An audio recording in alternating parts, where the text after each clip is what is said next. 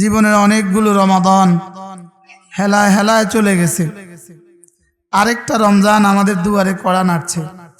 পরীক্ষার ঘোষণা দেয়, এলান দেয় পরীক্ষার আগের দিন না 3 মাস আগে। কি ভাই, বিদেশে যাওয়ার এলান আসে আগের দিন না 3-4 মাস আগে। এই জন্যই রাসূল করিম সাল্লাল্লাহু তাআলা আলাইহি ওয়াসাল্লাম রমজান আসার 2 মাস আগেই এলান দিতেন, আল্লাহুম্মা বারিক লানা ফি রজব ওয়া শাবান ওয়া বাল্লিগনা রমাদান। আল্লাহ রজবেও বরকত দেন, শাবানেও বরকত দেন, আল্লাহ রমজান পর্যন্ত আমার হায়াতটা বাড়ায়া দেন।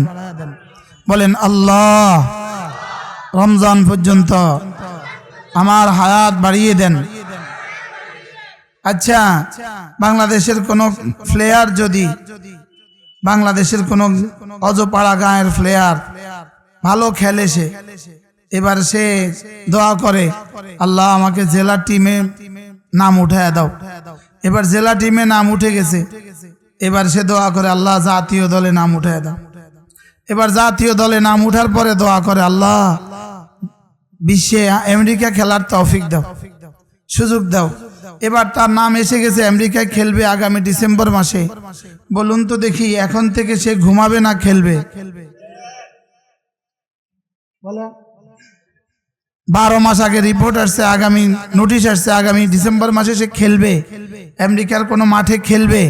এখন থেকে সে খেলবে না ঘুমাবে?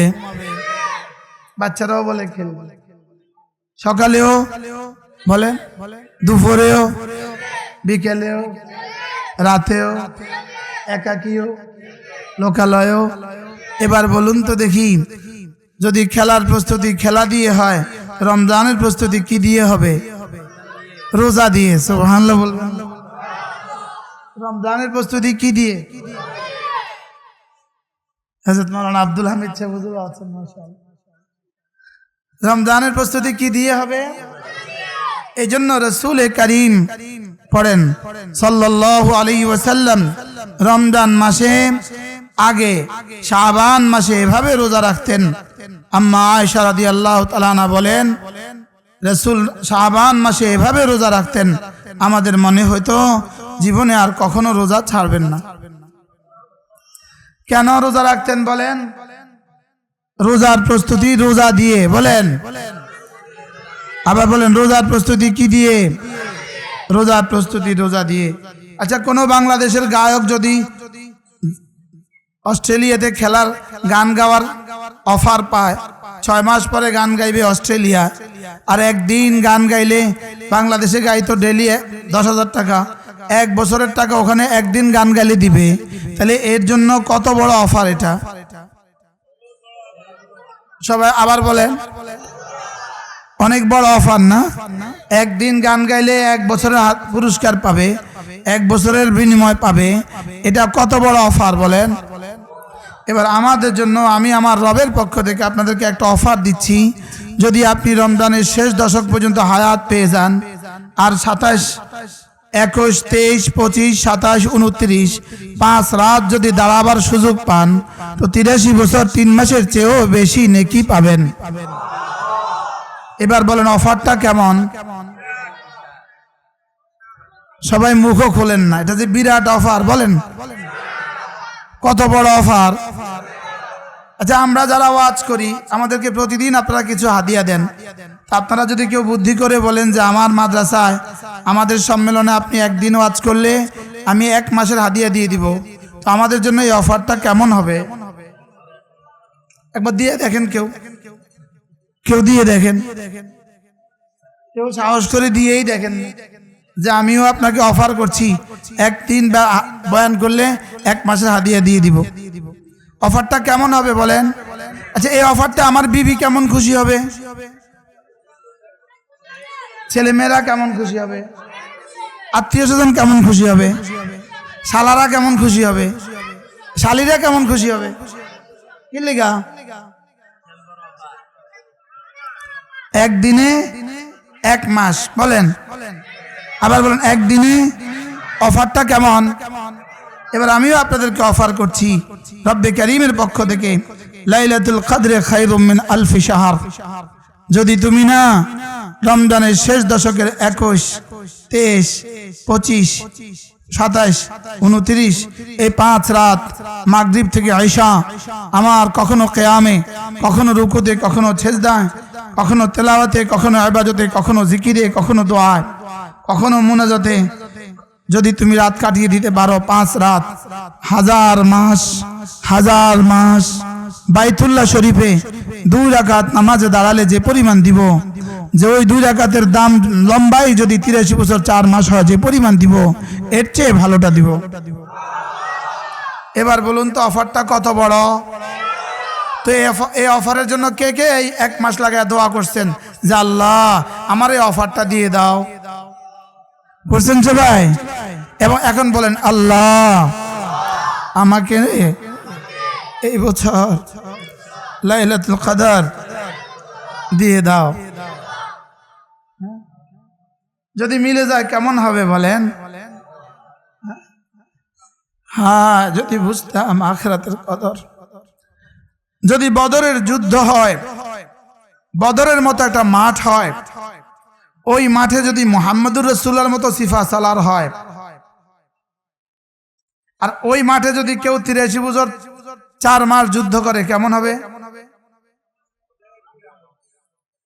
আর আমি যদি বলি লাইলাতুল কদর খায়রুম মিন আলফি শাহর, এর চেয়ে দামি তো অল্প হবে। আল মুতলাকু ইযা উতলিকা ইউরাদু বিল ফারদুল কামিল। সুবহানাল্লাহ বলবেন না? এই অফারটা আমাদের সামনে অপেক্ষা করছে। লেকিন জুতার দোকানদার খুব বুঝে গেছে রমজান আসতেছে, রমজান আসতেছে। সোনাপুটের দোকানদার খুব বুঝে, চিনিওয়ালাও খুব বুঝে, জুতাওয়ালা বুঝে, গার্মেন্টসওয়ালা বুঝে, অথচ যার জন্য নাজিল হয়েছে সে বুঝে না। বলেন বাস্তব না বাস্তব? বলেন। আমাদের রমজান হলো খালে পড়ে যাওয়া দুলার মতো। বলেন, দুলা খালে পড়ে গেছে, বাকিরা সব আনন্দ করতেছে, বিয়ে বিয়ে বিয়ে, দুলা খালে। আমাদের সোয়াবিন তেলওয়ালা খুশি, রমজান রমজান রমজান। সোনাবুটওয়ালা খুশি, রমজান রমজান রমজান। হ্যাঁ, খেজুরওয়ালা আরো খুশি, রমজান রমজান রমজান। কি তারাবিওয়ালা আরো খুশি, রমজান রমজান রমজান। লেকিন রোজা খালে পড়ে গেছে। বলেন রোজা কোথায় পড়ে গেছে? বলেন রোজা দুলা ছাড়া বিয়ে, আমাদের রোজা ছাড়া, তারাবি ছাড়া, তেলাওয়াত ছাড়া রমাদান। ও আমাদের রমজানে ইফতার পার্টি আছে, ইফতার পার্টি। কি আছে বলেন? ইফতার পার্টি। হিন্দুও ইফতার পার্টি দেয়। হিন্দুও কি দেয়? হিন্দু অফিসার তার অধীনস্থদেরকে ইফতার পার্টি করায়। বাস্তব না বাস্তব? বলেন রোজা কোথায়? হযরত হাবিবুল্লাহ মিসবাহ রাহমাতুল্লাহ বলেছেন আমাদের রোজা খালে। আমাদের রোজা কোথায়? খালে। রমজানে 2 কাজ, প্রথম 2 কাজ বলেন। দিনের বেলায় সিয়াম, রাতের বেলায় কিয়াম। দিনের বেলায় কি কাজ? রাতের বেলায়, দিনের বেলায় রোজা রাখা, রাতের বেলায় তারাবি পড়া। দিনের বেলায় কয় কাজ? রাতের বেলায় কয়টা? এবার রোজা কয়টা? 30টা। বলো রোজা কয়টা? আবার বলো কয়টা? রোজা কয়টা? যারা 2-4টা রাখে, 2-4টা রাখে না, তুমি লিখে রাখবা, রব যদি মাফ না করে আল্লাহ লানতের অপেক্ষা করতে হবে। আর আমার এই শক্ত কথার জন্য আমার রব বলবে তোমাকে এই কথার জন্য মাফ করে দিলাম, যাও। আমি আমার রবের কাছে আশাবাদী। 2 দিন রাখবা, 3 দিন রাখবা না। আমি বলি মুমিন, মুকিম, সহিহ, বালিগ।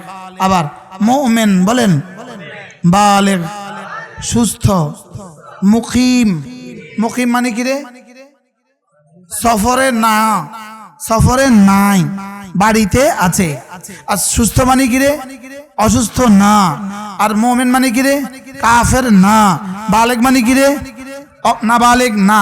তাইলে মুমিন বালেগ, সহি, সহি মানে সুস্থ, মুকিম, মুমিন, বালেগ, সুস্থ, মুকিম, এদের চারজনের জন্য রোজা না রাখার কোনো সুযোগ নাই।